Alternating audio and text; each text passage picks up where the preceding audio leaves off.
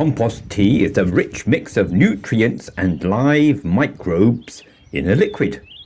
You can use it for feeding plants, or for inoculating charcoal, or painting on new walls so they quickly look aged.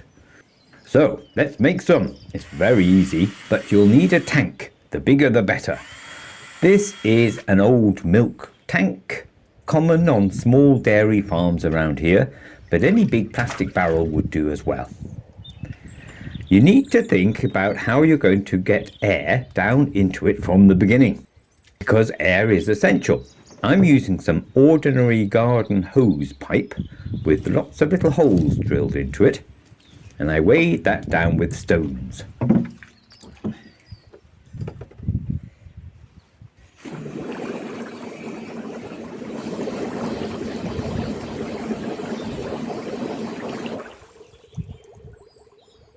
Now comes the fun part. Just put lots of different things in there. The more variety, the better. I'm starting with seaweed, collected from the beach.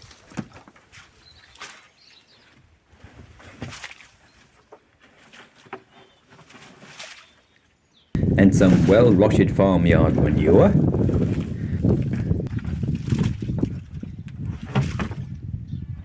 A few buckets of water from the goose pond.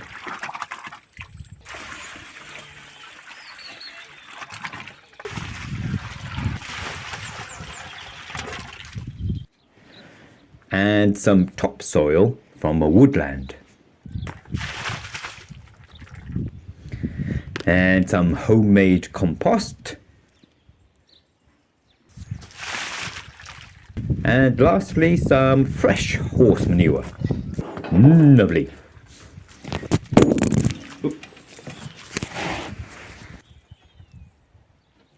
Now I'm using my compressor to bubble air into my tea. But an air pump of any sort would work. Just make sure it's big enough to fill your tank with bubbles when you want it to. How much air do you need? Well, I'm experimenting, and so far, just a couple of minutes of this, twice a day, seems to be enough. The tea smells sweet. Actually, it smells of seaweed. Lovely.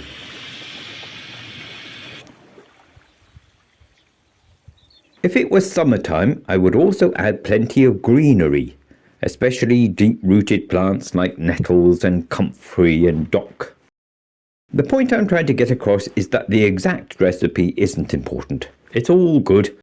You could use spoiled vegetables from the market, or spent barley from the brewery, or grass clippings. As long as it's part of a varied mix, you'll be fine. Your aim is to give a healthy diet to the microbes that are already in and on the ingredients. Feed them well and they will be happy and multiply, which is what you want. But don't forget the air, lots of air, because you want to create the right environment for those aerobic microbes. They're the ones you want for your soil. They need lots of oxygen to live, and if there isn't enough, then they will die, and only anaerobic microbes will survive. Those ones take longer to digest anything, and they make everything smelly and foul. If yours is getting smelly in a nasty way, then it's not getting enough air. It's as simple as that. You will need immediate resuscitation. After a couple of days, it looks like this, and you're ready to go. Although leaving it a week will probably be better.